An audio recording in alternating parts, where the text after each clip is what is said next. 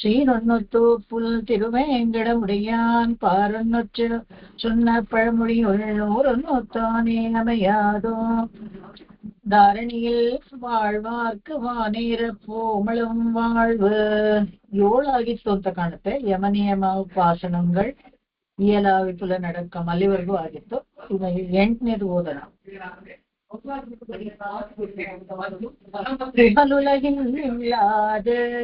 ಯಾರಾದ್ರೂ ಒಬ್ರು ಫಾಲೋ ಮಾಡಿ. ಶ್ರೀಮತಿ ನೀವೇ ಹೇಳಿ ಯಾರು. புகழுலகில் இல்லாத பொன்னருள் கண்டுத்தவர்க்கும் பொன்னருள் கண்டுற்றவர்க்கும் ஆலகில்லாவன்பர்க்கும் ஆககில்லாவன்பர்க்கும் அன்றே தன்னருள் கொடுத்து அன்றே தன்னருள் கொடுத்த பகலதனால் பழக்கங்குள் பகலதனால் பழக்கங்குள் விடுவிக்கும் பங்கயத்தாள் விடுவிக்கும் பங்கயத்தால் ஆலகில்லேன் என்றுரையும் ஆலகில்லேன் என்றுரையும் அத்திகிரி அருள்முகிலே அத்திகிரி அருள்முகிலே புகழுலகில் இல்லாத பொன்னருள் கண்டுத்தவர்க்கும் அகலகில்லான்பர்க்கும் அன்றே தன்னருள் கொடுத்து பகலதனால் பழம் கங்குள் விடுவிக்கும் பங்கயத்தாள் அகலகில்லேன் என்றுரையும் அத்திகிரி அருள்முகிலே. பகலுலகில் இல்லாத பொன்னருள் கட்டுன்றவர்க்கும் அககில்லா வன்பர்க்கும் அன்றே தன் அருள் கொடுத்த பகலதனால் பழக்கங்குள் விடுவிக்கும் பங்கயத்தால் அககில்லேன் என்றுரையும் அத்திகிரி ಅರುಳ್ಮುಗಿಲೇ. ಪಹಲ್ ಉಲಹಿಲ್ ಇಲ್ಲಾದ ಅಂದ್ರೆ ಈ ಲೋಕದಲ್ಲಿ ಏನು ಒಳ್ಳೇದು ನೋಡ್ಲಿಲ್ಲ ಅಂತ, ಬೆಳಕು ಕಾಣ್ಲಿಲ್ಲ ಅಂತ. ಪಹಲ್ ಅಂತ ಹೇಳಿದ್ರೆ ಹಗಲು ಅಂತ. ಅದು ಉಲಹಲ್ ಇಲ್ಲದ ಅಂದ್ರೆ ಏನರ್ಥ? ಸೂರ್ಯ ಹುಟ್ಲಿಲ್ಲ ಅಂತ ಅರ್ಥನ ಅಥವಾ ಬೆಳಗಾಗ್ಲಿಲ್ಲ ಅಂತನ? ಅಲ್ಲ, ಅದಲ್ಲ ಅರ್ಥ. ಪಹಲ್ ಉಲಹಿಲ್ ಇಲ್ಲದ ಅಂದ್ರೆ ಈ ಒಂದು ಗಮನಿಸ್ಬೇಕು. ನಾವು ವೈಕುಂಠಲ್ಲಿ ಹೋದಾಗ ಅಲ್ಲಿ ಕತ್ಲೇನೇ ಇಲ್ಲ, ಯಾವಾಗ್ಲೂ ಬೆಳಗ್ಗೆ. ಅಲ್ಲಿ ಬೆಳಗ್ಗೆ ರಾತ್ರಿ ಅಂತೆಲ್ಲ ಆಗೋದೇ ಇಲ್ಲ. ಕಾಲನಿಗೆ ಏನು ಅಲ್ಲಿ ಕೆಲಸನೇ ಇಲ್ಲ. ಅದಕ್ಕೆ ಸೂರ್ಯೋದಯ ಸೂರ್ಯಾಸ್ತಮ ಅನ್ನೋದೆಲ್ಲ ವೈಕುಂಠದಲ್ಲಿಲ್ಲ. ಆದ್ರೆ ಇಲ್ಲಿ ಪಹಲುಲಹಿಲ್ಲಿಲ್ಲದ ಅಂತ ಹೇಳಿದ್ರೆ ಯಾವಾಗ್ಲೂ ಕಂಗುಲ್ ಅಂದ್ರೆ ಕತ್ತಲೆ. ಯಾವಾಗ್ಲೂ ಈ ಲೋಕದಲ್ಲಿ ಬೇರೆ ಆಸರೆ ಇಲ್ಲ ಅಂತ. ಯಾಕಂದ್ರೆ ನಮಗೆ ಇದರಲ್ಲಿ ತೊಂಡರಡಿಪುಡಿ ಆಳ್ವಾರ್ ಕೂಡ ಹೇಳ್ತಾರೆ, ಊರಿಲೇನ್ ಕಾಣಿ ಇಲ್ಲೇ ಉರವು ಮತ್ತೊರುವರಿಲ್ಲೇ. ಉರವು ಮತ್ತೊರುವ ಇಲ್ಲೇ ಅಂತ ಯಾರಾದ್ರೂ ಇರ್ತಾರ? ಈ ಬಯೋಲಾಜಿಕಲ್ ಪೇರೆಂಟ್ಸ್ ಅವ್ರಿಗೆ ಇದ್ದೇ ಇರ್ತಾರೆ.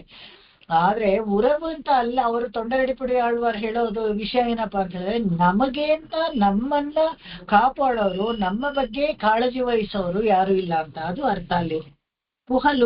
ಪಹಲುಲಹಿಲ್ಲಿಲ್ಲದ ಪುಹಲ್. ಇದು ಪುಹಲ್ ಅಂತ ಹೇಳಿದ್ರೆ ಆಸರೆ. ನಮಗೆ ಅಡೆಕಲಂಗೆ ಹೋಗ್ತೀವಲ್ಲ ನಾವು, ಯಾರ ಹತ್ರ ಹೋಗಿ ನಾವು ಶರಣಾಗತಿ ಮಾಡ್ಕೊಳ್ತೀವಿ, ಪುಹಲ್. ಇಲ್ಲಿ ಇದರಲ್ಲಿ ಈ ಪ್ರಪಂಚದಲ್ಲಿ ನಮಗೆ ಬೇರೆ ಗತಿ ಇಲ್ಲ. ಅನನ್ಯಗತಿತ್ವವನ್ನ ತೋರಿಸುವಂತದ್ದು ಬೇರೆ ಗತಿ ಇಲ್ಲ. ಪುಹಲ್ ಉಲಹಿಲ್, ಈ ಲೋಕದಲ್ಲಿ ನಮ್ಮನ್ನ ಕಾಪಾಡೋರು ಯಾರು ಇಲ್ಲ. ಅದಕ್ಕೆ ಯಾವಾಗ್ಲೂ ಎಕ್ಸಾಂಪಲ್ ಹೇಳ್ತಾ ಇರ್ತಾರೆ, ತಂದೆ ತಾಯಿ ಬಂಧು ಬಳಗ ಅಕ್ಕ ತಮ್ಮ ಇವ್ರು ಯಾರು ಸರಿ ಇಲ್ಲ ಅಂತ. ಹೇಗೆ ಅಂತ ಹೇಳಿದ್ರೆ ಅದಕ್ಕೆ ನಾವು ಯಾವಾಗ್ಲೂ ನೋಡ್ತೀವಿ, ತಂದೆ ಒಳ್ಳೆಯವನ ಅಂದ್ರೆ ಹೇಳಕ್ಕಾಗಲ್ಲ. ಪ್ರಹ್ಲಾದ ತನ್ನ ಮಗನ್ನೇ ಕೊಲ್ಲಕ್ ನೋಡ್ದ ಅಂತ. ತಾಯಿ ಒಳ್ಳೆಯವಳು ಅಂದ್ರೆ ಕೈಯಾದನ್ನೇ ಎಕ್ಸಾಂಪಲ್ ಕೊಡ್ತಾರೆ. ಹಾಗೇನೆ ಕೈಕೇಯಿ ಎಕ್ಸಾಂಪಲ್ ಕೊಡ್ತಾರೆ, ಅವಳೇನೆ ರಾಮನ್ನ ಕಾಡಕ್ ಕಳ್ಸಿದ್ಲು ಅಂತ. ಆಮೇಲೆ ಅಲ್ಲೂ ತಂದೆ ದಶರಥ ವನವಾಸಕ್ಕೆ ಕಳಿಸ್ದ, ಅದು ಬೇಕಾದ್ರೆ ಹೇಳ್ಬೋದು. ಸೊ ತಂದೆ ತಾಯಿ ಬಂಧು ವರ್ಗದಲ್ಲಿ ತಂದೆ ತಾಯಿ ರಿಲೇಷನ್ ಇದೆಯಲ್ಲ, ಅವ್ರು ನಮ್ಮನ್ನ ಕಾಪಾಡ್ತಾರ ಪುಹಲ್ ಅಂತ ಹೇಳಿದ್ರೆ, ನಮ್ಮನ್ನ ರಕ್ಷಣೆ ಕೊಡ್ತಾರ ಅಂತ ಹೇಳಿದ್ರೆ ಅವರು ಇಲ್ಲ ಅಂತ. ಆಮೇಲೆ ಹೆಂಡತಿ ಒಳ್ಳೆಯವಳ ಅಂತ ಹೇಳಿದ್ರೆ ಅದು ನಾವು ನೋಡ್ತೀವಿ ಎಷ್ಟೋ ಕಡೆ ಅವರು ಕೆಟ್ಟದಾಗಿ ಎಷ್ಟೋ ಹೆಂಡತಿಯರು ಕೊಲೆ ಮಾಡಿರೋದು ನಾವು ನೋಡಿದೀವಿ, ನ್ಯೂಸ್ ಪೇಪರ್ ಅಲ್ಲೆಲ್ಲ ಬರುತ್ತೆ. ಬಹುಶಃ ಅವನು ಗಂಡ ಕೆಟ್ಟವನಾಗಿರ್ಬೋದು, ಅದು ಬೇರೆ ವಿಷಯ. ಅದ್ರ ಚರಿತ್ರೆಯಲ್ಲಿ ಅಂತದ್ದು ನಾವು ನೋಡ್ತೀವಿ. ಅದೇ ತರ ಹೇಗೆ ಹೆಂಡತಿ ಒಳ್ಳೆಯಲ್ಲ ಅಂತ ಕೇಳಿದ್ರೆ ಶೂರ್ಪನಖಿನೇ ಎಕ್ಸಾಂಪಲ್ ಕೊಡ್ಬೋದು ನಾವು. ಹೇಗೆ ಅಂತ ಹೇಳಿದ್ರೆ, ಗಂಡ ಯುದ್ಧದಲ್ಲಿ ಸತ್ತೋಗ್ತಾನೆ, ಆದ್ರೆ ಇಲ್ಲಿ ಬಂದು ಮತ್ತೆ ರಾಮನ್ನ ಲಕ್ಷ್ಮಣನ್ನ ಯಾರಾದ್ರೂ ಸರಿ ಅವರನ್ನ ಮದುವೆ ಮಾಡ್ಕೊಳ್ಬೇಕು ಅಂತ ಒದ್ದಾಡ್ಕೊಂಡು ಮೂಗೆಲ್ಲ ಕುಯಿಸ್ಕೊಂಡು ಎಲ್ಲ ಮಾಡ್ತಾ ಇದ್ದಲ್ಲ ಅಂತ ಹೆಂಡತಿ ಅಲ್ಲಿ ಹೋಗ್ಬಿಟ್ಟು ರಾಮನ ಹತ್ರ ಚಾಡಿ ಹೇಳೋದು, ಇದೆಲ್ಲ ಇವಳು ಒಳ್ಳೆಯವಳ ಅಂದ್ರೆ ಇಲ್ಲ. ಅಣ್ಣ ತಂಗಿ ಅಣ್ಣ ತಮ್ಮದಲ್ಲಿ ಸೋದರಲ್ಲಿ ಆ ಸಂಬಂಧ ಒಳ್ಳೇದ ಅಂತ ಹೇಳಿದ್ರೆ ಅದು ಒಳ್ಳೆ. ಯಾಕಂದ್ರೆ ನಾವು ನೋಡಿದ್ವಿ, ತನಗ್ ಮಾತ್ರ ಯಾವಾಗ್ಲೂ ಒಳ್ಳೇದೇ ಆಗ್ಬೇಕು, ಯಾರ ಸತ್ರು ಪರವಾಗಿಲ್ಲ ಅಂತ. ಕುಂಭಕರ್ಣಾದಿಯಾಗಿ ಎಲ್ಲರನ್ನು ಯುದ್ಧಕ್ಕೆ ಕಳಿಸಿ, ಮಕ್ಕಳಾದಿಯಾಗಿ ಇಂದ್ರಜಿತ್ತನ್ನ ಕಳಿಸಿ ರಾವಣ ಎಲ್ಲರನ್ನು ಯುದ್ಧದಲ್ಲಿ ಕಳ್ಕೊಂಡ. ಹಾಗಾಗಿ ವಿಭೀಷಣ ಅವನು ತನ್ನ ಸ್ವಂತ ಅಣ್ಣನಿಗೆ ಮೋಸ ಅಂತ ಹೇಳಿದ್ರೆ ಇಲ್ಲ, ಅವನು ಸಾತ್ವಿಕನಾಗಿದ್ದ, ರಾಮನ ಕಡೆ ಬಂದ ಅಂತ ನಾವು ಒಂದು ಹೇಳಿದ್ರು ಕೂಡ ಒಟ್ನಲ್ಲಿ ಉಪ್ಪಿನ ಋಣ ತೀರಿಸಲಿಲ್ಲ ವಿಭೀಷಣ. ಯಾಕಂದ್ರೆ ರಾವಣನ ಕಡೆ ಇಲ್ಲದೆ ರಾಮನ ಕಡೆ ಬಂದ. ಆತರ ಅಣ್ಣ ತಮ್ಮಂದ್ರ ಸಂಬಂಧನೂ ಇಲ್ಲ ಅಂತ. ಗುರುಗಳು ಒಳ್ಳೆಯವರ ಅಂತ ಹೇಳಿದ್ರೆ ದ್ರೋಣಾಚಾರ್ಯ ಎಕ್ಸಾಂಪಲ್ ಕೊಡ್ತಾರೆ. ಹಾಗೆ ಏಕಲವ್ಯನ ಕೈಯೇ ಕತ್ತರಿಸ್ಬಿಟ್ರು, ಪಾಪ ಎಷ್ಟು ಭಕ್ತಿಯಿಂದ ಅವನೆಲ್ಲ ಮಾಡ್ತಾ ಇದ್ದ ಅಂತ. ಕಾರಣ ಬೇರೆ ಇರ್ಬೋದು, ಅದು ಬೇರೆ. ಒಟ್ನಲ್ಲಿ ಗುರುಗಳು ಒಳ್ಳೆಯವರಾಗ. ಅದೇ ತರ ಅನೇಕ ಎಕ್ಸಾಂಪಲ್, ಅನೇಕ ಉದಾಹರಣೆಗಳನ್ನ ನಾವು ಕೊಡ್ಬೋದು ಚರಿತ್ರೆಯಲ್ಲಿ. ಅದು ಯಾರು ಇಲ್ಲ. ಆದ್ರೆ ನಿರ್ಹೇತುಕ ಬಂಧು ನಮಗೆ ಅಂತ ಹೇಳಿದ್ರೆ, ಬಂಧು ಸಕಲಸ್ಯ ಬಂಧೋ ಬಂಧುರ ಪರ್ಯಂಕ ಬಂಧ ರಮಣೀಯಂ. ಯಾರು ಸಾಕ್ಷಾತ್ ಭಗವಂತನೇ ಕಾಮಾಸಿಕ ಅಷ್ಟಕದಲ್ಲಿ ಹೇಳಿರುವಂತದ್ದು, ಅವನು ನಿರ್ಹೇತುಕವಾದ ಬಂಧು. ನಮ್ಮಿಂದ ಏನು ಎದುರು ನೋಡದೆ ನಮ್ಮನ್ನ ಕಾಪಾಡುವಂತ ಒಂದು ಬಂಧು ಯಾರು, ಪುಹಲ್ ಅವನೇನೆ. ಅದನ್ನ ಇಲ್ಲಿ ಹುಡುಕಿದ್ರೆ ಈ ಲೋಕದಲ್ಲಿ ಇಲ್ಲ. ಪುಹಲ್ ಉಲಹಿಲ್ ಇಲ್ಲ, ಅದು ಈ ಲೋಕದಲ್ಲಿ ಇಲ್ಲ. ಅದಕ್ಕೋಸ್ಕರ ಯಾಕೆ ನೀವು ಶರಣಾಗತಿ ಮಾಡ್ಕೋಬೇಕು, ಯಾಕೆ ವೈಕುಂಠಕ್ಕೆ ಹೋಗ್ಬೇಕು? ಇಲ್ಲೇ ಎಲ್ಲ ಚೆನ್ನಾಗಿದ್ರೆ ಇಲ್ಲೇ ಇದ್ಬಿಡ್ಬೋದಲ್ಲ. ಅಂದ್ರೆ ಪ್ರಕೃತಿ ನಿಯಮದಂತೆ ನಾವು ಆಯುಷ್ ಮುಗಿದ ಮೇಲೆ ಹೋಗ್ಲೇಬೇಕು, ಆಯ್ತಾ? ಇಲ್ಲೇ ಇರೋ ಹಂಗಿಲ್ಲ. ನೀವು ಸುಖವಾಗಿದ್ರಿ, ಕೋಟ್ಯಾಧಿಪತಿ ಆಗಿದ್ರೆ ಕೂಡ, ಯಾರೇ ಆಗಿರ್ಲಿ, ಅಂಬಾನಿ, ಬಿರ್ಲಾ, ಟಾಟಾ ಎಲ್ಲ ನಾವು ನೋಡಿದ್ವಲ್ಲ, ಎಲ್ಲರೂ ಒಂದ್ ದಿವಸ ಹೋಗ್ಲೇಬೇಕು. ಇಲ್ಲೇ ಪರ್ಮನೆಂಟ್ ಆಗಿ ಇದ್ದು ಬಿಡಕ್ಕಾಗಲ್ಲ. ಏನೇ ಸೌಖ್ಯ ಅನುಭವಿಸ್ತಾ ಇದ್ರೆ ಕೂಡ ಆ ಸೌಖ್ಯವನ್ನೇ ಅನುಭವಿಸ್ಕೊಂಡು ಇದ್ದು ಬಿಡಕ್ಕೂ ಆಗೋದಿಲ್ಲ. ಪುಹಲ್ ಉಲಹಿಲ್ ಇಲ್ಲಾದ ಪೊನ್ನರುಳ್ ಕಂಡತ್ತವರ್ಕು. ಏನಂದ್ರೆ ಪೊನ್ನರುಳ್ ಅಂದ್ರೆ ಭಗವಂತನನ್ನ ನಿರವಧಿಕ ದಯೆ. ಅವನು ನಮ್ಮಂದ ಏನು ಪೊನ್ನರುಳ್, ಅರುಳ್ ಅಂದ್ರೇನೆ ಕೃಪೆ. ಪೊನ್ನರುಳ್ ಅಂದ್ರೆ ಏನು ಅಂದ್ರೆ ಯಾವ್ದಾದ್ರು ಒಂದು ಸಹಾಯ ಮಾಡ್ಬೇಕಾದ್ರೆ ಏನಾದ್ರು ಎದುರು ನೋಡ್ಕೊಂಡು ಮಾಡುವಂಥದ್ದು. ಆದ್ರೆ ಇಲ್ಲಿ ಪೊನ್ನರುಳು ಅಂದ್ರೆ ನಿರ್ಹೇತುಕವಾಗಿ ನಮ್ಮಿಂದ ಏನು ಎದುರು ನೋಡದೆ ನಮ್ಮ ಮೇಲೆ ಕೃಪೆ ಮಾಡ್ತಾನಲ್ಲ, ಅದು ಭಗವಂತ. ಅದನ್ನ ಉತ್ತವರ್ಕಂ ಅಂತ ಕಂಡು ಉತ್ತವರ್ಕಂ ಅಂತ ಹೇಳಿದ್ರೆ ತನ್ನನ್ನು ಆಶ್ರಯಿಸಿದವರು, ಅವರನ್ನ ಕಂಡ್ರೇನೆ ಸಾಕು ಅವನ ಅನುಗ್ರಹ ಮಾಡ್ತಾನೆ, ಅವರನ್ನ ಆಶ್ರಯಿಸಿ.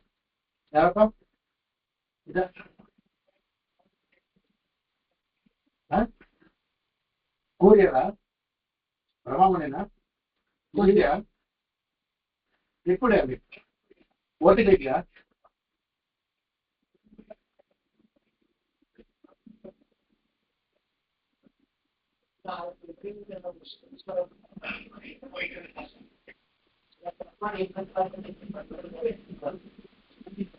ಹಾಗೆ ಅಹಲ ಇಲ್ಲ ಅನ್ಬರ್ಕೋಮ್ ಅಂತ ಭಗವಂತನನ್ನ ಒಂದು ಕ್ಷಣವೂ ಬಿಡದೆ ಇರುವಂತ ಪ್ರೀತಿಸುವಂತ ಭಕ್ತರಿಗೂ ಕೂಡ ಅರುಳ್ ಕೊಡಕ್ಕೂ ಕೃಪೆ ಮಾಡುವಂತ ಭಗವಂತ. ಪಹಲದನಾಲ್ ಪಳಂ ಕಂಗುಳ್. ಯಾವ ಪಹಲದನಾಲ್ ಪಳಂ ಕಂಗುಳ್ ಅಂದ್ರೆ ಹಗಲಿನಿಂದ ಬಹಳ ದೂರವಾಗಿರುವ ಕತ್ತಲನ್ನು, ಅದರ ಈ ಪ್ರಪಂಚನ ಹಗಲಿನಿಂದ ದೂರವಾಗಿರೋ ಕತ್ತಲು ಅಂತ ಹೇಳ್ತಾರೆ. ಯಾಕಂದ್ರೆ ವೈಕುಂಠ ಲೋಕನು ತುಂಬಾ ದೂರ ಇದೆ ಅಂತ. ಆಡ್ತಾ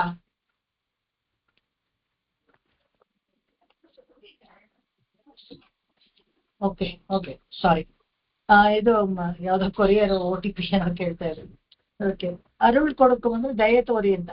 ಪಹಲದನಾಲ್ ಪಳಂ ಕಂಗುಳ್ ಅಂತ ಹೇಳಿದ್ರೆ ಅನಾದಿಯಾಗಿರುವಂತ ಈ ಕತ್ಲೆ, ಸಂಸಾರವನ್ನೇ ಯಾವಾಗ್ಲೂ ಕತ್ಲೆ ಅಂತ ನಾವು ಹೇಳ್ತಾ ಇದ್ವಿ. ಅದನ್ನ ಅನಾದಿಯಾಗಿರೋ ಕತ್ಲೆ ಹಗಲಿನಿಂದ ತುಂಬಾ ದೂರ ಇದೆ ಅಂತ. ಅಂದ್ರೆ ಈ ಎಲ್ಲ 14 ಲೋಕವನ್ನು ದಾಟಿ ಹೋಗ್ಬೇಕಾದ್ರೆ ತುಂಬಾ ಡಿಸ್ಟೆನ್ಸ್, ಅದು ಎಷ್ಟು ದೂರ ಇದೆ ಅಂತ ಹೇಳಿದ್ರೆ ಪಳಂ ಕಂಗುಲ್ ಇಲ್ಲಿರೋ ಅಂತ ಕತ್ತಲೆಗಿಂತ ತುಂಬಾ ದೂರ ಇದೆ ಅಂತ.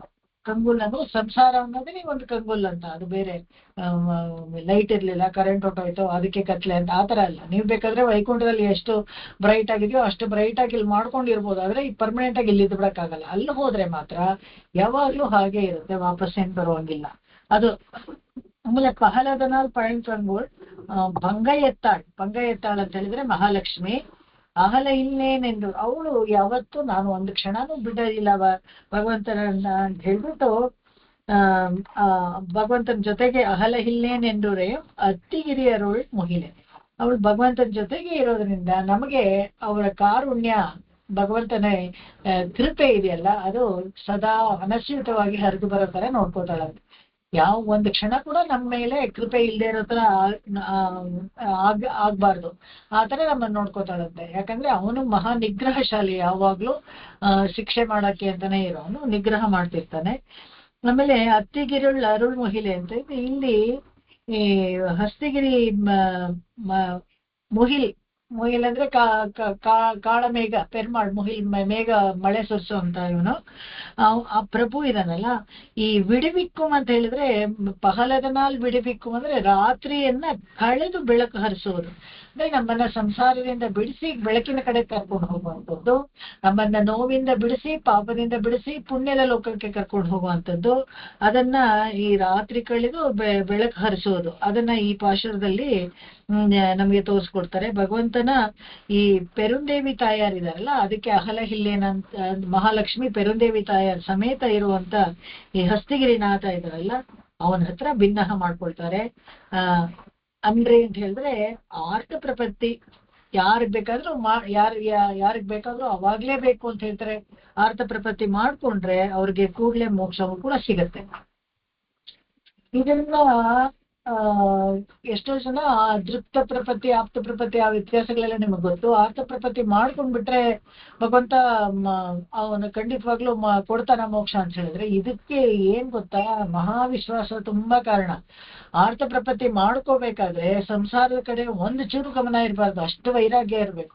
ಹಾಗೆ ವೈರಾಗ್ಯ ಇದ್ದು ನಿಮಗೆ ಅಷ್ಟು ಕಷ್ಟ ಇನ್ನು ದುಸ್ಸಹ ಈ ಸಂಸಾರದಲ್ಲಿ ಇರಕ್ಕೆ ಅಂತ ಇದ್ದಾಗ ನೀವು ಖಂಡಿತವಾಗ್ಲೂ ಅರ್ಥ ಪ್ರಪತ್ತಿ ಮಾಡ್ಕೊಂಡ್ರೆ ಭಗವಂತ ಬಂದೇ ಬರ್ತಾನೆ. ಎಲ್ಲೋ ಅವ್ನು ಬರ್ತಾನ ಇಲ್ವೋ ಅನುಮಾನ, ಆಮೇಲೆ ಕೇಳ್ಬಿಟ್ರೆ ಬಂದೇ ಬಿಟ್ರೆ ಅನ್ನೋ ತರ ಸುಮ್ನೆ ಕೇಳ್ಕೊಳ್ತಾ ಇದ್ರೆ ಆ ತರ ಎಲ್ಲ ಮಾಡಿದ್ರೆ ಅದು ಕೆಲ್ಸಕ್ಕೆ ಬರೋದಿಲ್ಲ.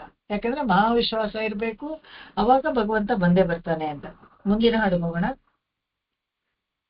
இருவிலங்கு விடுத்திருந்த இருவிலங்கு விடுத்திருந்த விடுத்தோர் நாடியினால் விடுத்தோர் நாடினால் கருநிலங்கள் கடக்கும் வழி கருநிலங்கள் கடக்கும் வழி காவலரால் கடத்துவித்து பெருநிலம் கண்டுயிர் உணர்ந்து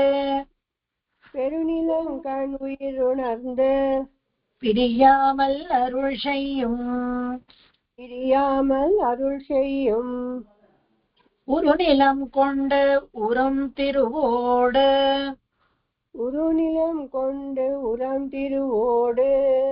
உயரத்திகிரியானே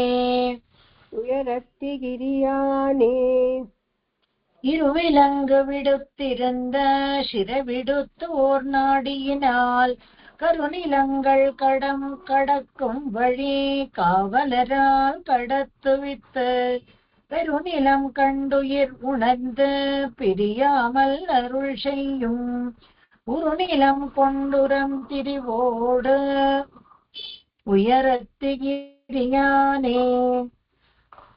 இருவிலங்கு விடுத்திருந்து சிறை விடுத்தோ நாடினால் கருநிலங்கள் கடக்கும் வழி காவலரால் கடத்துவித்த பெருநிலம் கண்டு உயர் உணர்ந்த பிரியாமல் அருள் செய்யும் உருநிலம் கொண்ட உரம் திருவோடு உயரத்திகிரியானே.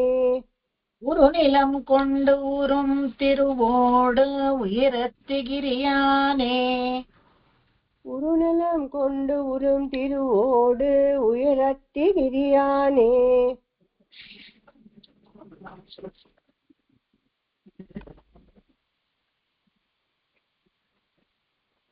ಇದೆಲ್ಲ ಹಲವಾರು ಸತಿ ನಾವು ಹೇಳಿರೋದ್ರಿಂದ ಈ ವಿಷಯಗಳು ಚೆನ್ನಾಗಿ ಬರುತ್ತೆ.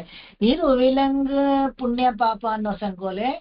ಪಾಪ ಅನ್ನೋದು ಅದು ಕಬ್ಬಿಣದ ಸಂಕೋಲೆ ಅಂತ ಇಟ್ಕೊಳ್ಳಿ, ಪುಣ್ಯ ಅನ್ನೋದು ಚಿನ್ನದ ಸಂಕೋಲೆ. ಒಟ್ಟಿನಲ್ಲಿ ಎರಡೂ ಸಂಕೋಲೆನೆ. ಅಂದ್ರೆ ಇಲ್ಲಿ ಸಂಸಾರದಲ್ಲಿ ನಮ್ಮನ್ನ ಕಟ್ಟಿ ಹಾಕುವಂಥದ್ದು. ಪಾಪ ಮಾಡಿದ್ರು ಅದಕ್ಕೆ ತಕ್ಕ ಫಲವನ್ನ ಅನುಭವಿಸಕ್ಕೆ ಮತ್ತೆ ಹುಟ್ಟಿ ಬರ್ಬೇಕು, ಪುಣ್ಯ ಮಾಡಿದ್ರೆ ಕೂಡ ಅದರ ಒಳ್ಳೆ ಫಲವನ್ನ ಅನುಭವಿಸಕ್ಕೆ ಮತ್ತೆ ಹುಟ್ಟಿ ಬರ್ಬೇಕು. ಒಟ್ಟಿನಲ್ಲಿ ಎರಡು ಬಂಧನನೇ, ಬದ್ಧ, ನಮ್ಮನ್ನ ಕಟ್ಟಿ ಹಾಕತ್ತೆ ಈ ಸಂಸಾರದಲ್ಲಿ ಕಟ್ಟಿ ಹಾಕುವಂಥದ್ದು. ಅದಕ್ಕೆ ವಿಲಂಗ್ ಅಂತ ಹೇಳ್ತಾರೆ. ವಿಲಂಗ್ ಅಂದ್ರೆ ಸರಪಳಿ. ಇರು ವಿಲಂಗ್ ಬಿಡುತ್ತಿರಿಂದ, ಆದ್ರಿಂದ ಇಲ್ಲಿ ಸಂಸಾರದಲ್ಲಿ ಕಟ್ಟಲ್ಪಟ್ಟಿವಿ ನಾವು. ಶಿರೈ ಬಿಡುತ್ತೆ ಅಂದ್ರೆ ಈ ಒಂದು ಪಂಜರದಲ್ಲಿ ಇರೋ ತರ, ಒಂದು ಇದರಲ್ಲಿ ಜೈಲಲ್ಲಿ ಇರೋ ತರ ಇದೀವಿ. ಅದನ್ನ ಬಿಡಿಸಿ ನಮ್ಮನ್ನ ಓರ್ನಾಡಿನಾಲ್ ಅಂತ ಹೇಳಿದ್ರೆ ಮೂರ್ಧ್ನ ನಾಡಿ, ಶಿಶುಮ್ನ ನಾಡಿ ಅಂತ ಹೇಳ್ತಾರೆ. ಮೂರ್ಧ್ನ ನಾಡಿ 101ನೇ ನಾಡಿ. ಆ 101ನೇ ನಾಡಿಯಲ್ಲಿ ಎಲ್ಲವನ್ನ ಗಡೆದು ಭಗವಂತ ಪ್ರಾಣವಾಯುವನ್ನ ಆ ಮೂರ್ಧ್ನ ನಾಡಿಯಿಂದ ಬಳಿಯಿಂದ ಹೊರಗಡೆ ತೆಗೆದುಕೊಂಡು ಹೋಗ್ತಾನೆ. ಕರುನಿಲಂಗಳ್ ಕಡಕುಂ ವಳಿ, ಕರುನಿಲಂಗಳ್ ಇದು ಗರ್ಭವಾಸ ಇದೆಯಲ್ಲ, ಅದನ್ನ ಮತ್ತೆ ನಾವು ಹುಟ್ಟು ಬರ್ದೇ ಇರೋ ತರ ನೋಡ್ಕೊಳ್ಳೋದು. ಕರುನಿಲಂಗಳ್ ಕಡಕುಂ ವಳಿ, ಮತ್ತೆ ಇಲ್ಲಿ ಯಾವುದೇ ಇದ್ರೆ ಕೂಡ ಒಂದು ಮೆಕ್ಕಿದ್ರೆ ಕೂಡ ಮತ್ತೆ ಗರ್ಭವಾಸ ಮಾಡ್ಕೊಂಡು ಬರ್ಬೇಕು. ಈ ಮತ್ತೆ ಈ ಗರ್ಭದಲ್ಲಿ ವಾಸ ಮಾಡದೇ ಇರೋ ತರ ಒಂದು ಸ್ಥಿತಿಗೆ ನಮ್ಮನ್ನ ಕರ್ಕೊಂಡು ಹೋಗ್ತಾನೆ.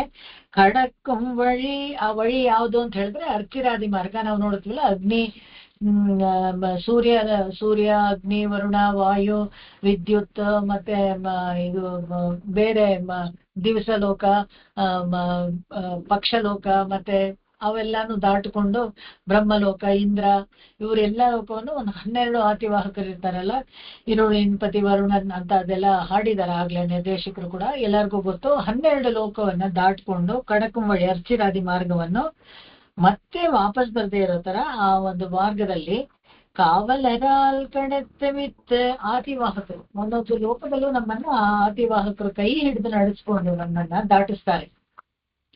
ಕಡೆತ್ತವಿಟ್ಟು ಪೆರುನೀಲಂ ಕಂಡು, ಪೆರುನೀಲಂ ಅಂತ ಹೇಳಿದ್ರೆ ಪರಮಾಕಾಶ, ಪರಮಾಕಾಶ ಅಂದ್ರೆ ವೈಕುಂಠ. ಪೆರುನೀಲಂ ಕಂಡು ಅಲ್ಲಿ ಸೇರಿ ಆ ಪರಮಪದವನ್ನ ಸೇರಿ ಉಯಿರ್ ಮುಕ್ತಾತ್ಮನು, ಉಯಿರ್ ಅಂತ ಹೇಳಿದ್ರೆ ಜೀವಾತ್ಮ, ಮುಕ್ತಾತ್ಮ ಅಲ್ಲಿ ಮುಕ್ತಾತ್ಮ. ಯಾಕೆ ಆ ದಶೆ ಇದೆಯಲ್ಲ, ನಾವು ಪರಮಾಕಾಶಕ್ಕೆ ಹೋಗುವಾಗ ಈ ಜೀವಾತ್ಮನಿಗೆ ಮುಕ್ತಾತ್ಮ ಅಂತ ಒಂದು ದಶೆ ಬರುತ್ತೆ.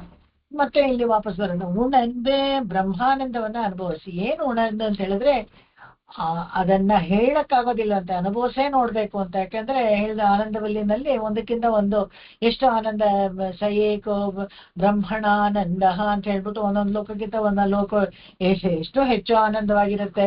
100 ಪಟ್ಟು ಹೆಚ್ಚು ಅಂತೆಲ್ಲ ಹೇಳ್ಕೊಂಡು ಹೋದಾಗ ಬ್ರಹ್ಮಲೋಕಕ್ಕೆ ಬಂದಾಗ, ಅಂದ್ರೆ ಪರಬ್ರಹ್ಮ ಲೋಕಕ್ಕೆ, ವೈಕುಂಠ ಲೋಕಕ್ಕೆ ಬಂದಾಗ ಅದನ್ನ ಹೇಗಿತ್ತು ಅಂತ ಹೇಳಿದ್ರೆ ಅದು ಹೇಗಿತ್ತು ಹಾಗೆ ಇತ್ತು ಅಂತ. ಈ ರಾಮಾಯಣದ ಯುದ್ಧ ಹೇಗಿತ್ತು ಅಂದ್ರೆ ರಾಮ ರಾವಣರ ಯುದ್ಧ ತರಾನೇ ಇತ್ತು ಅಂತ. ಅದಕ್ಕೆ ಇನ್ನೊಂದು ಉಪಮೆ ಇರಲ್ಲ. ಅದೇ ತರ ಈ ಬ್ರಹ್ಮಾನಂದ ಆನಂದ ಇದೆಯಲ್ಲ, ಅದನ್ನ ಬಾಯಲ್ಲಿ ಹೇಳೋಕ್ಕಾಗಲ್ಲ, ಅನುಭವಿಸೇ ನೋಡ್ಬೇಕು. ಉಣರ್ದು ಅಂತ ಅದಕ್ಕೆ ಹೇಳೋದು. ಶರೀರದಲ್ಲಿ ವಾಸ ಮಾಡುವ ಉರುನಿಲಂ ಅಂದ್ರೆ ಭಗವಂತ ನಮ್ಮ ಶರೀರದಲ್ಲಿ ವಾಸ ಮಾಡ್ತಾ ಇದ್ದಾನೆ. ಅಂತರಾತ್ಮದ ಅಂತರ್ಯಾಮಿಯಾಗಿ ಭಗವಂತ ವಾಸ ಮಾಡ್ತಾ ಇದ್ದಾನೆ. ಉರುನಿಲಂಕೊಂಡ್, ಆ ಶರೀರದಲ್ಲಿ ವಾಸ ಮಾಡುವ ಉರುನಿಲಂಕೊಂಡ್ ಅಂತ. ಉರುಮ್ ಅಂದ್ರೆ ವಾಸಿಸುವ ಅಂತ.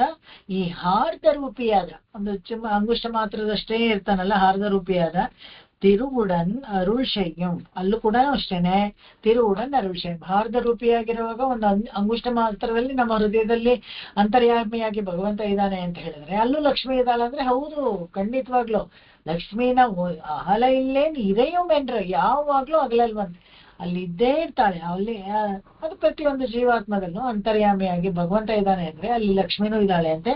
ತಿರುವುಡನ್ ಅರುಳ್ ಶಯ್ಯಂ, ಅದನ್ನೇ ಅವ್ರು ಹೇಳೋದು. ಆಲೈಲೇನೆಂದು ಅವರು ಉರುನಿಲಂಕೊಂಡು ಉರಂ ತಿರುವೋಳ್. ಈ ಎಲ್ಲಾ 10 ಹಾಡಲ್ಲೂ ಅಮ್ಮನವ್ರ ಜೊತೆಗೆ ಯಾವಾಗ್ಲೂ ಇರೋದು ಅನ್ನೋದನ್ನ ಸ್ಪಷ್ಟವಾಗಿ ಹಾಡಿದ್ದಾರೆ. ಈ 10 ಹಾಡಲ್ಲೂ ಅಮ್ಮನವ್ರ ಬಗ್ಗೆ ಲಕ್ಷ್ಮಿಯ ಬಗ್ಗೆ ಹೇಳ್ತಾರೆ. ಅವಳು ಉಯರತ್ತಿಗಿರಿಯಾನು. ಉಯರತ್ತಿ ಅಂದ್ರೆ ತುಂಬಾ ವಿಶಿಷ್ಟವಾದ ಶ್ರೇಷ್ಠವಾದ ಅತ್ತಿಗಿರಿ ವಾಸ ಇದನ್ನಲ್ಲ, ಅವನನ್ನ ಕೊಂಡಾಡ್ತಾರೆ. ಇಲ್ಲಿ ಮುಂದಕ್ಕೆ ಹೋಗೋಣ.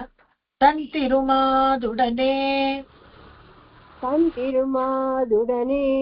தான் தனி அரசாய் உரைகின்ற தான் தனி அரசாய் உரைகின்ற அந்தமில் பேரின்பத்தில் அந்தமில் பேரின்பத்தில் அடியவரோடு எம்மை சேர்த்து அடியவரோடு எம்மை சேர்த்து முந்திழந்தனவெல்லாம் முந்தியந்தனவெல்லாம் முழக்க தன் தாழ் கொள்ளும் முழக்க தந்து ಆಡ್ಕೊಳ್ಳುಮ್ ಅಂತ ಇದು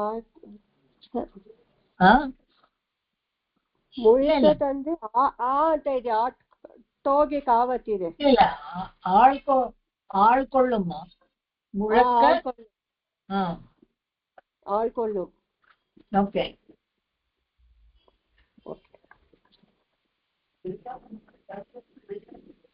ಇಲ್ಲ ಅದು ಮುಳಕ್ಕದಂತ ಆಳ್ಕೊಳ್ಳುಮ್ ಅಂದ್ರೆ ನಮ್ಮನ್ನ ಅವನ ಪಾದಾರವಿಂದಕ್ಕೆ ಸೇರಿಸ್ಕೊಳ್ತಾನೆ ಅಂತ. ಅದು ಮುಂದೆ ಇಳಂದನವೆಲ್ಲ ಹಿಂದೆ ಇಷ್ಟು ದಿವಸ ನಾವು ಕೈಂಕರ್ಯ ಮಾಡದೆ ಬಿಟ್ಟಿದ್ವಲ್ಲ, ಆ ಬ್ಯಾಕ್ಲಾಗ್ ಎಲ್ಲ ಆ ಸೇವೆನೂ ಕೊಡ್ತಾನೆ ಅಂತ. ಮುಂದೆ ಹಿಂದೆ ನಾವು ಶರಣಾಗತಿ ಮಾಡ್ಕೊಳ್ದೆ ಅನೇಕ ಜನ್ಮಗಳನ್ನು ತಗೊಂಡಾಗ ಎಷ್ಟೋ ಜನ್ಮಗಳಲ್ಲಿ ಭಗವಂತನ ಧ್ಯಾನನೇ ಮಾಡಿಲ್ದೇ ಇರ್ಬೋದು. ಭಕ್ತಿಯೋಗ ಮಾಡೋ ವಿಷಯ ಬೇರೆ ಬಿಡಿ, ಮಾಡದೇ ಇರೋರು ಮುಂದೆ ಇಳಂದನವೆಲ್ಲ. ಅವಾಗ್ಲೂ ನಾವು ಆ ಕಾಲದಲ್ಲೂ ಸಬ್ಸರ್ಗಿಯೆಂಟ್ ಆಗಿ ಇರ್ಬೇಕಾಗಿತ್ತು ಭಗವಂತನಿಗೆ. ಆವಾಗ ಅದನ್ನ ಬಿಟ್ಬಿಟ್ಟಿದ್ವಲ್ಲ, ಇಳಂದನವೆಲ್ಲ ಅದು ಹೋಗಿದ್ದನ್ನೆಲ್ಲ ಸೇರ್ಕೊಂಡು ಮುಳುಕ್ಕ ಇನ್ ಟೋಟಲ್ ತಾಳ್ಕೊಳ್ಳೋ ತನ್ನ ಪಾದಕ್ಕೆ ಸೇರಿಸ್ಕೊಳ್ತಾನೆ. ಹಿಂದಿಂದೆಲ್ಲ ಸೇರಿಸಿ ನಮ್ಮನ್ನ ಪಾದಕ್ಕೆ ತಗೊಳ್ತಾರೆ. ಮುಂದೀಳಂದನವೆಲ್ಲ ಮುழக்க தன் தாழ்கொள்ளும் முந்தியந்தனவெல்லாம் முழக்க தன் தாழ்கொள்ளும் அந்தமிலா அருளாழி அந்தமிலா அருளாயி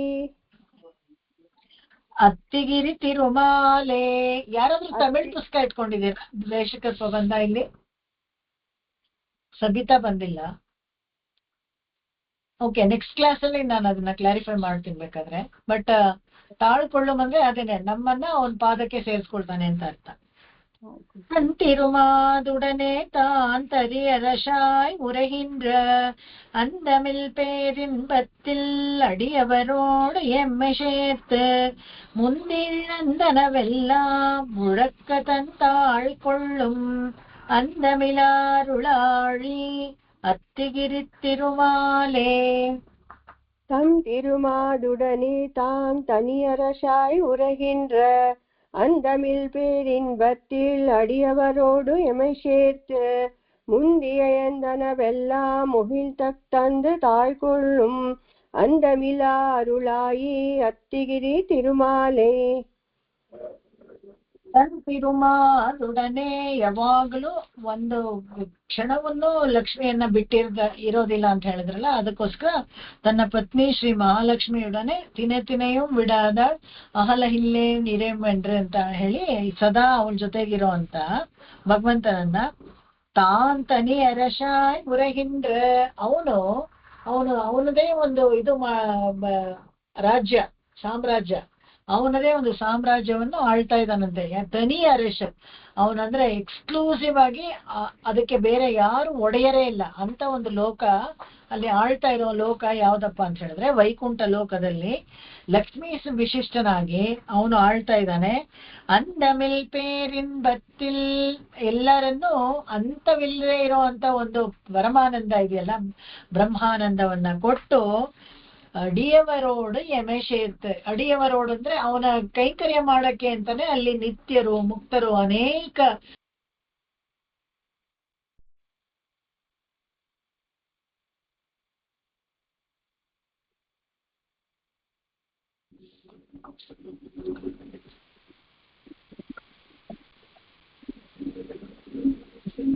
ಓಕೆ ಅಂದಮಿಲ್ ಪೇರಿನ್ ಬತ್ತು ಅಂತ ಅಡಿಯವರೋಡು ಯಮಶೇರ್ತ ಅಂತಂದ್ರೆ ಅಲ್ಲಿ ಅಡಿಯವರು ಯಾರಪ್ಪ ಅಂದ್ರೆ ಮುಕ್ತರು ನಿತ್ಯರು, ಅನಂತ ಕೋಟಿ ಮುಕ್ತರು ನಿತ್ಯರು ಎಲ್ಲ ಇದಾರಲ್ಲ ಅವ್ರ ಜೊತೆಗೆ ನಮ್ಮನ್ನ ಸೇರಿಸ್ಬಿಡ್ತಾರಂತೆ. ನಾವು ನೋಡಿ ಇವಾಗ ಅಲ್ಲಿ ಹೊಸದಾಗಿ ಬಂದಿದ್ದಾರೆ, ನೆನ್ನೆ ತಾನೇ ಮೋಕ್ಷಕ್ಕೆ ಬಂದಿದ್ದಾರೆ ಇವರು ಅಪ್ರೆಂಟಿಸು, ಇವ್ರಿಗೇನು ಗೊತ್ತಿಲ್ಲ ಅಂತ ಆತರ ಏನಿಲ್ಲ. ಯಾಕೆಂದ್ರೆ ಅಲ್ಲಿ ಹೋದ ತಕ್ಷಣ ಹೇಗೆ ನಮ್ಗೆ ಬ್ರಹ್ಮಾನಂದ ಬರುತ್ತೋ ಹಾಗೆ ಬ್ರಹ್ಮಜ್ಞಾನನೂ ಸಂಪೂರ್ಣವಾಗಿ ಬರುತ್ತೆ. So we will be at par. ಇಷ್ಟರವರೆಗೆ ಎಷ್ಟೋ ಕಾಲದಿಂದ ಅಲ್ಲೇ ಇದ್ರಲ್ಲ ನಿತ್ಯರು, ಅವ್ರಿಗೂ ನಾವು ಸಮ. ಎಷ್ಟೋ ಕಾಲದಿಂದ ಮುಕ್ತರಾಗಿದ್ರಲ್ಲ ಅವ್ರಿಗೂ ನಾವು ಸಮನಾಗಿ ನಿನ್ನೆ ಬಂದವರು ಅಂತ ಏನು ವ್ಯತ್ಯಾಸ ಇದೆ ನಮ್ಮನ್ನ ಸೇರಿಸ್ಬಿಡ್ತಾನಂತೆ ಅದ್ರಲ್ಲಿ. ಆಮೇಲೆ ಇವರು ಲೇಟೆಸ್ಟ್ ಆಗಿ ಬಂದ್ರಪ್ಪ, ಇವ್ರು ಮೊನ್ನೆ ಬಂದ್ರಪ್ಪ ಅಂತ ಅದ್ರಲ್ಲಿ ಏನು ವ್ಯತ್ಯಾಸ ಇಲ್ಲ. ನಿತ್ಯರು ಮುಕ್ತರಷ್ಟೇನೆ. ಆದ್ರೆ ಅದ್ರಲ್ಲೂ ಅಷ್ಟೇ ನಿತ್ಯರು ಮುಕ್ತರಿಗೆ ಏನು ವ್ಯತ್ಯಾಸ ಇಲ್ಲ. ಅವ್ರ ಅನುಭವಿಸ ಆನಂದ ಒಂದೇನೆ, ಬ್ರಹ್ಮಾನಂದ ಒಂದೇನೆ, ಏನು ವ್ಯತ್ಯಾಸ ಇಲ್ಲ. ಕೈಂಕರ್ಯ ಮಾಡುವಂಥದ್ದು. ಅಂದಮಿಲ್ ಪೇರಿನ್ ಬತ್ತಿಲ್ ಅಡಿಯವರೋಡು ಎಮ್ಮೆ ಸೇರ್ತು, ನಮ್ಮನ್ನ ಸೇರಿಸ್ಕೊಳ್ತಾನಂತೆ. ಮುಂದೀಳಂದನವೆಲ್ಲ ಮುழக்க ತಂತಾಳ್ಕೊಳ್ಳುಂ. ಎಲ್ಲಿ ಹಿಂದೆ ನಾವು ಅನೇಕ ಜನ್ಮಗಳಲ್ಲಿ ಭಗವಂತನನ್ನ ನೆನೆಸದೆ ಕೂಡ ಇದ್ದಿರ್ಬೋದು, ಅಥವಾ ನಾಸ್ತಿಕನಾಗೂ ಇದ್ದಿರ್ಬೋದು, ಇಳಂದನವೆಲ್ಲ. ಆದ್ರೂ ಕೂಡ ನಾವು ಅವನಿಗೆ ಯಾವಾಗ್ಲೂ ಕೈಂಕರ್ಯ ಮಾಡ್ಲೇಬೇಕಾಗಿತ್ತು. ಯಾಕಂದ್ರೆ ಜೀವಾತ್ಮ ಅಂತ ಹೇಳಿದ್ರೆ ಅದರ ಸ್ವರೂಪನೇ ಎಷ್ಟೋ ಭಗವಂತನಿಗೆ ಕೈಂಕರ್ಯ ಮಾಡಬೇಕಾಗಿರೋದು. ಅದು ಮಾಡದೆ ಇಳಂದನವೆಲ್ಲ, ಅದನ್ನೆಲ್ಲ ಕಳ್ಕೊಂಡಿದ್ದ ಬಾಕಿ ಎಲ್ಲ ಇದೆಯಲ್ಲ ಅದನ್ನೆಲ್ಲ ಅದನ್ನೆಲ್ಲ ಒಟ್ಟಿಗೆ ತಗೊಳ್ತಾನಂತೆ, ಅವ್ನು ಬಿಡೋದಿಲ್ಲ. ತಾಳ್ಕೊಳ್ಳು, ಅದನ್ನ ತನ್ನ ಪಾದಗಳಿಗೆ ಸೇರಿಸ್ಕೊಳ್ತಾನೆ. ಹಳೇದು ಏನ್ ಬಾಕಿ ಇದೆಯೋ ಆ ಕೈಂಕರ್ಯ ಎಲ್ಲ ಕೂಡ ತನ್ನ ಪಾದಗಳಿಗೆ ಸೇರಿಸ್ಕೊಳ್ತಾನೆ. ಅಂದಮಿಲ ಅರುಳಾಳಿ ಅತ್ತಿಗಿರಿ ತಿರುಮಾಲೆ. ಅಂತಮಿಲ ಅಂದ್ರೆ ಈ ಅರುಳ್ ಕೃಪೆ ಇದೆಯಲ್ಲ, ಆ ಸಮುದ್ರ. ಅರುಳಾಳಿ ಅಂದ್ರೆ ಇಲ್ಲಿ ಸುದರ್ಶನ ಚಕ್ರ ಅಲ್ಲ, ಅರುಳಾಳಿ ಅಂತ ಹೇಳಿದ್ರೆ ಕಡಲು, ಕರುಣೆಯ ಕಡಲು. ಅದು ಅನಂತವಾಗಿದೆ ಅಂತೆ, ಅನಂತವಾಗಿದೆ. ಹತ್ತಿಗಿರಿ ತಿರುಮಾಲ್, ಈ ಹಸ್ತಿಗಿರಿ ವರದರಾಜ ಸ್ವಾಮಿಗೆ ಕೃಪೆ ಅನ್ನೋದು ಕೃಪಾ ಸಾಗರ. ಅವನು ಕರುಣೆಯ ಕಡಲ್. ತುಂಬಾ ಚೆನ್ನಾಗಿ ಇದನ್ನ ಹೇಳ್ಬೇಕಾದ್ರೂ ಅಷ್ಟೇ ಹೇಳ್ತಾರೆ. ಯಾವಾಗ ಸಮುದ್ರ ಮಂಥನ ಮಾಡ್ಬೇಕಾದ್ರೆ ಒಂದು ಕಡಲ್ಲು ಇನ್ನೊಂದು ಕಡಲ್ನ ಕಡೀತು ಅಂತ. ಏನಪ್ಪ ಇದು ಅಂದ್ರೆ ಕರುಣೆಯ ಕಡಲ್ ಕ್ಷೀರಾಬ್ದಿಯನ್ನ ಕಡೀತು, ಹಾಲಿನ ಸಮುದ್ರವನ್ನ ಕಡೀತು ಅಂತ. ಆ ತರ ಈ ಹತ್ತಿಗಿರಿ ತಿರುಮಾಲ್ಗೆ ಅಂದಮಿಲ ಅರುಳಾಳಿ ಆಳಿ ಅಷ್ಟು ಕೃಪೆ ಇದೆ ಅವನಿಗೆ. ಇದಕ್ಕೆ ಯಾಕೆ ಅರುಳಾಳಿ ಅನ್ಎಂಡಿಂಗು ಇದನ್ನೆಲ್ಲ ಕೃಪೆಗೆ ಹೋಲಿಸ್ತಾರೆ ಅಂತ ಹೇಳಿದ್ರೆ, ಯಾರೇ ಇರ್ಲಿ ಎಂಥದ್ದೇ ತಪ್ಪು ಮಾಡಿರ್ಲಿ ಅದನ್ನೆಲ್ಲ ಹೊಟ್ಟೆಗೆ ಹಾಕೊಂಡು ಅವನು ಎಲ್ಲರಿಗೂ ಒಂದು ಬ್ರಹ್ಮಾನಂದವನ್ನ ಏಕರೀತಿಯಾಗಿ ಕರುಣಿಸ್ತಾನೆ. ಅವನು ಭಗವಂತ ಎಲ್ಲರನ್ನು ಒಂದೇ ರೀತಿಯಾಗಿ ಕಾಣ್ತಾನೆ ಅನ್ನೋದಕ್ಕೆ ಅದು ವಿಶಿಷ್ಟವಾಗಿ ಅಲ್ಲಿ ಹೇಳಿರುವಂಥದ್ದು. ಅಯ್ಯನ್ ಪಳಿಯಂ ಮತ್ತಿಗಿರಿ அருளாளர் அடியினை மேல் நயம் கொள்சே கச்சினஹர் நான் மறையோர் நல்லருளால் பயன்களிவை அனைத்துமென பண்டுரைத்தார் படியுரைத்தார் வியன் கலைகளீரைந்தும்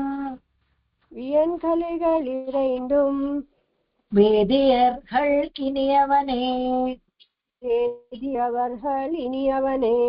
இனியனவே. அயன் பணியும் மத்திகிரி அருளாளர் அடியினை மேல் நயன் கொள்சே கச்சினஹர் நான் மறையோர் நல்லருளால் பயன்களிவை அனைத்துமென பண்டுரைத்தார் படியுரைத்த வியன் கலைகளீரைந்தும் வேதியர்கள் கினியவனே. அயன் பணியும் அத்திகிரி அருளாளர் அடியினை மேல் நயன்கள் செடி கச்சினகர் நான் மறையோ நல்லருளால் பயன்கள் அனைத்துமென பண்டுரைத்த படியுரைத்த வியன் கலைகள் இறைந்தும் வேதியர்களுக்கு இனியனவே. பண்டுரைத்தார் படியுரைத்தார், அது தேர்ட் லைன். பண்டுரைத்தார் படியுரைத்தார் வியன் கலைகள் இறைந்தும் வேதியர்களுக்கு இனியனவே. ವೆರಿ ಗುಡ್, ತುಂಬಾ ಚೆನ್ನಾಗಿ ಹೇಳಿದ್ರಿ. ಅಯನ್ ಪಣಿಯಂ ಮತ್ತಿಗಿರಿ. ಅಯನ್ ಅಂತ ಹೇಳಿದ್ರೆ ಬ್ರಹ್ಮ. ಅವನು ನಮಸ್ಕಾರ ಮಾಡುವಂಥದ್ದು, ಅವನು ಕೈಂಕರ್ಯ ಮಾಡುವಂಥದ್ದು ಹತ್ತಿಗಿರಿ. ಈ ವಿಶಿಷ್ಟವಾಗಿ ಹಸ್ತಿಗಿರಿ ವರದರಾಜ ಸ್ವಾಮಿ ಇದನ್ನೆಲ್ಲ ಅವನು ಅಯನ್ ಪಣಿಯಂ, ಅವನೇ ಇಲ್ಲಿ ಬಂದು ಹೈಮೇಧ ಯಾಗ ಮಾಡ್ಬೇಕು ಅಂದಾಗ ಯಜ್ಞಕುಂಡದಿಂದ ಉದ್ಭವಿಸಿದ್ದೆ ವರದರಾಜಸ್ವಾಮಿ. ಅವನನ್ನ ಅಲ್ಲಿ ಪ್ರತಿಷ್ಠೆ ಮಾಡಿದ್ದು ಹಸ್ತಿಗಿರಿ ಶೈಲದ ಮೇಲೆ. ಅಯ್ಯನ್ಪಣಿಯಂ ಎಲ್ಲರಿಗೂ ಏನ್ ಬೇಕು ಏನ್ಗೆ ಅಂತ ಕೊನೆಯಲ್ಲಿ ವರ ಕೇಳಿದಾಗ ಪೂರ್ಣಾವತಿ ಆದ್ಮೇಲೆ ಅವ ನನಗೇನು ಬೇಡ, ನೀನು ಕಲಿಯುಗದ ಕೊನೆಯವರೆಗೂ ಇಲ್ಲೇ ಇದ್ಕೊಂಡು ಎಲ್ಲರಿಗೂ ವರವನ್ನ ಕೊಡು ಅಂತ ಹೇಳಿ ವರದ ಅಂತ ನಾಮಕರಣ ಆಗತ್ತೆ ಅವನಿಗೆ. ಹಾಗಾಗಿ ಅಯ್ಯನ್ ಪಣಿಯಂ ಅವನು ನಮಸ್ಕಾರ ಮಾಡುವಂತ ಭಗವಂತ. ನಯನ್ ಅರುಳಾಳರ್ ಅಡಿಯಿಣೆ ಮೇಲ್ ಕೃಪೆ ಮಾಡುವಂತ ಅವನ ಅಡಿಯಿಣೆ, ಅವನ ಪಾದದ ಒಂದು ಜೊತೆ ಪಾದ ಇದೆಯಲ್ಲ, ಆ ಜೋಡಿ ಪಾದಗಳ ಮೇಲೆ ನಯನ್ ಕೊಳ್ಶೇರ್ ಕಚ್ಚಿನಹ.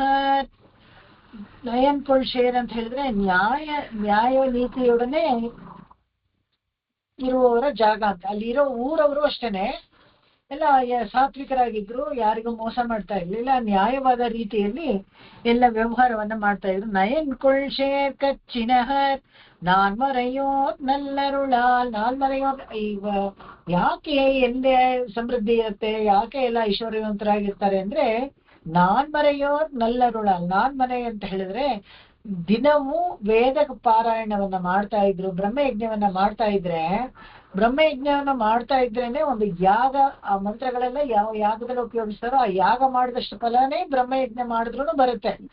ನೀವೊಂದು ಯಾಗ ಜ್ಯೋತಿಷ್ಠೋಮ ಯಾಗನೋ ಅಥವಾ ಇನ್ನೊಂದು ಯಾಗನೋ ಮಾಡ್ತೀರಂದ್ರೆ ಎಷ್ಟೋ ಅನೇಕ ಸಂಬಾರ ಪದಾರ್ಥಗಳನ್ನೆಲ್ಲ ತಂದಿಟ್ಕೊಂಡು ಅದನ್ನೆಲ್ಲ ತಯಾರಿ ಮಾಡ್ಕೊಂಡು ಮಾಡ್ಬೇಕು. ಋತ್ವಿಕಗಳು ಎಲ್ಲರೂ ಬೇಕು, ಯಾಗಕ್ಕೆ ಸಂಬಾರ ಪದಾರ್ಥಗಳು ಎಲ್ಲ ಬೇಕು. ಆದ್ರೆ ಬ್ರಹ್ಮಯಜ್ಞ ಅಂತ ಮಾಡಿದಾಗ ಅದೇ ಯಾಗದಲ್ಲಿ ಉಪಯೋಗಿಸೋ ಮಂತ್ರಗಳನ್ನೆಲ್ಲ ನಾವು ಹೇಳಿ ಪ್ರಾಕ್ಟೀಸ್ ಸ್ವಾಧ್ಯಾಯದಲ್ಲಿ ಬ್ರಹ್ಮಯಜ್ಞ ಮುಖೇನ ಮಾಡಿದಾಗ ನಿಜವಾಗ್ಲೂ ಆ ಯಜ್ಞವನ್ನ ಮಾಡಿದ್ರೆ ಏನು ಫಲ ಸಿಗುತ್ತೋ ಅದೇ ಫಲ ಸಿಗುತ್ತೆ ನೋಡಿ. ಅವಾಗ ಎಷ್ಟು ಸುಲಭವಾಗಿ ಪ್ರತಿನಿತ್ಯ ಬ್ರಹ್ಮಯಜ್ಞ ಮಾಡ್ತಾ ಇದ್ರೆ ಎಲ್ಲಾರು ಐಶ್ವರ್ಯವಂತರಾಗೇ ಇರ್ತಾರೆ, ಎಲ್ಲಾರು ಆರೋಗ್ಯವಂತರಾಗೇ ಇರ್ತಾರೆ, ಅವ್ರು ಇರೋ ಪರಿಸರನೂ ಎಲ್ಲ ಚೆನ್ನಾಗೇ ಇರುತ್ತೆ. ಅದಕ್ಕೆ 3000 ವೇದಿಯವರ್ ಅಂತ ಹೇಳಿ ತಿರುಗೋಷ್ಠಿಯೂರ್ನಲ್ಲಿ 3,000 6,000 ಜನ ಒಟ್ಟಿಗೆ ಎಲ್ಲ ಕೂತ್ಕೊಂಡು ಜಗಲಿ ಮೇಲೆ ದಿನ ವೇದಗಳನ್ನ ಹೇಳ್ತಾ ಇದ್ರೆ ಯಾಕೆ ಅಭಿವೃದ್ಧಿ ಆಗಲ್ಲ ಊರು? ಖಂಡಿತವಾಗ್ಲೂ ಇವತ್ತು ಒಂದೊಂದು ತೆನೆ ಒಂದೊಂದು ಕಬ್ಬು ಕೂಡ ಒಂದೊಂದು ಗಿಣ್ಣೆ ಎಕ್ಸ್ಟ್ರಾ ಬೆಳೀತಾ ಇತ್ತು ಅಂತ ಹೇಳ್ತಾರೆ. ತಿರುಗೋಷ್ಠಿಯವ್ರ ಪಾಶದಲ್ಲಿ ಪೆರಿಯಾಳ್ವಾರ್ ಹೇಳ್ತಾರೆ, ಎಷ್ಟು ಜನ ಎಲ್ಲ ಸೇರ್ಕೊಂಡು ವೇದ ಹೇಳ್ತಾ ಇದ್ರೆ ಮಾಮೂಲು ಸ್ಟ್ಯಾಂಡರ್ಡ್ ಆಗಿ ಒಂದು ಕಬ್ಬು ಎಷ್ಟು ಬೆಳೆಯುತ್ತೋ ಅದಕ್ಕಿಂತ ದೊಡ್ಡದಾಗಿ ಬೆಳೀತಾ ಇತ್ತು ಅಲ್ಲಿ ಆ ಊರಲ್ಲಿ ಅಂತ. ಇದನ್ನ ಪೂನಾ ಇನ್ಸ್ಟಿಟ್ಯೂಟ್ ಅಲ್ಲಿ ಅವರು ಪ್ರತ್ಯಕ್ಷವಾಗಿ ಮಾಡು ನೋಡಿದ್ದಾರೆ. ಹೇಗೆ ಅಂದ್ರೆ ವೇದಗಳನ್ನ ಹೇಳ್ತಾ ಇದ್ದಾಗ ಗದ್ದೆಗಳಲ್ಲಿ ಗೋಧಿಯ ಔಟ್ಪುಟ್ ಇದೆಯಲ್ಲ, ಅದರ ಗೋಧಿ ಬೆಳೆದಿದ್ದು ರಾಶಿ ಅದಕ್ಕೆ 2 ಪಟ್ಟು ಜಾಸ್ತಿ ಇತ್ತಂತೆ ಬೇರೆ ಕಡೆ ಬೆಳೆಯೋದಕ್ಕಿಂತ. ಎಲ್ಲ ಮಾಡಿ ಇವಾಗ ಹೇಗೆ ಅಂತ ನಾವು ಇದ್ ಮಾಡಕ್ಕಾಗಲ್ಲ, ಅದನ್ನ ಎಕ್ಸ್ಪೆರಿಮೆಂಟ್ ಮಾಡಿ ಅನುಭವಿಸಿದ್ದಾರೆ. ಆ ತರ ನಯನ್ಗಳು ಅದು ಒಳ್ಳೇದೇನ ಎಲ್ಲ ನಯನ್ಗಳು ಶೇರ್ ಕಚ್ಚಿದ ನಾಲ್ಮರೆಯೋರ್ ನಲ್ಲರು. ಅವ್ರಿಗೆ ಒಳ್ಳೇದೆಲ್ಲ ಆಗ್ತಾ ಇದೆ, ಸಾತ್ವಿಕರಾಗಿದ್ದಾರೆ, ಸಂತೋಷವಾಗಿದ್ದಾರೆ ಅಂದ್ರೆ ಕಾರಣ ಅದಕ್ಕೆ ನಾಲ್ಮರೆಯೋರ್ ನಲ್ಲರುಳ.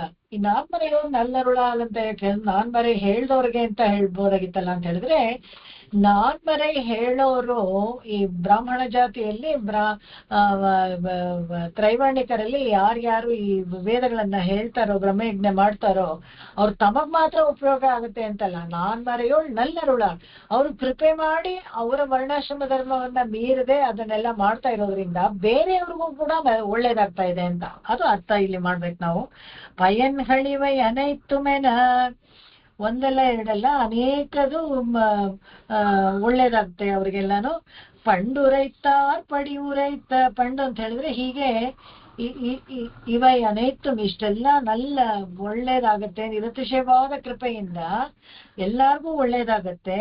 ಪಂಡು ರೈತಾರೆ ಹಿಂದೆ ನೋಡಿದ ಆಚಾರ್ಯರುಗಳು ಹಿರಿಯರು ನಮಗೆ ಹಿಂದೆ ಅವರು ಪಡಿಯು ರೈತ ಉಪದೇಶಿಸಿದ ಹಾಗೆ ಈ ರೀತಿ ಎಲ್ಲ ಉಪದೇಶಿಸಿ ವಿಯನ್ಕಲೆ ಆಶ್ಚರ್ಯವಾದ ಪದ್ಯಗಳು ಇವೆಲ್ಲ ಈ 10 ಪದ್ಯಗಳೆಲ್ಲ ನಾವು ಬರ್ದಿಲ್ಲ, ಇವು ಆಚಾರ್ಯರ ಕೃಪೆಯಿಂದ ನಾವು ಬರ್ದಿರೋವಂಥದ್ದು. ಪಂಡು ರೈತಾರ್ ಪಡಿಯು ರೈತ. ನಾನೇನು ಸ್ವಂತವಾಗಿ ಏನು ಹೇಳ್ಬಿಡ್ಲಿಲ್ಲ, ಪಂಡು ಉರೈತಾರ್ ಹೇಳಿ ಇಟ್ಟಿದ್ದಾರೆ, ಅದನ್ನ ನಾನು ಮತ್ತೆ ಹೇಳಿದೆ. ವಿಯನ್ಕ ಕಲೈ ಹಳಿ ಈರೆಂದು 10 ಹಾಡುಗಳನ್ನ ವೇದಿಯರ್ ಹಳ್ಕಿನಿಯವನೇ ಇನಿಯನವೇ ಅಂತ ಹೇಳಿದ್ರೆ ಒಳ್ಳೇದಾಗತ್ತೆ ಅಂತ. ವೇದಿಯರ್ ಹಳ್ಕಂತ ವೇದಾರ್ಥ ತಿಳಿದವರಿಗೆ ಭೋಗ್ಯವಾಗಿರುತ್ತೆ ಇದು ಅಂತ. ಯಾರಿಗೆ ವೇದ ಧರ್ಮದಲ್ಲಿ ಆಸಕ್ತಿ ಇಲ್ವೋ, ವೇದ ಮಾರ್ಗದಲ್ಲಿ ಹೋಗಕ್ಕೆ ಇಷ್ಟ ಇಲ್ವೋ ಅವ್ರಿಗೆಲ್ಲ ಇದು ರುಚಿಸದೇ ಇರ್ಬೋದು. ಆದ್ರೆ ಯಾರು ವೇದ ಮಾರ್ಗದಲ್ಲಿ ಹೋಗ್ತಾರೋ ಅವರಿಗೆ ಈ 10 ಪಾಶಗಳು ತುಂಬಾ ಒಳ್ಳೇದನ್ನ ಮಾಡುತ್ತೆ. ಹಸ್ತಿಗಿರಿ ನಾಥನನ್ನು ನಮಿಸ್ತಾರೆ ಅವರು. ಹಾಗೆ ನಮಸ್ಕಾರ ಮಾಡಿ ಕೊನೆಗೆ ಈ ಹಾಡನ್ನು ಮುಗಿಸ್ತಾರೆ. ಇದು ಅವರು ಭಗವಂತನನ್ನು ಬಿಟ್ಟಿರಲಾರದು. ಅದಕ್ಕೆ ಅಲ್ಲಿ ಕೊನೆಯಲ್ಲಿ ಅದನ್ನು ಹೇಳ್ತಾರೆ, ಒಂದು ಕ್ಷಣವೂ ಬಿಟ್ಟಿಲ್ಲ ಲಕ್ಷ್ಮಿ ಭಗವಂತನನ್ನ.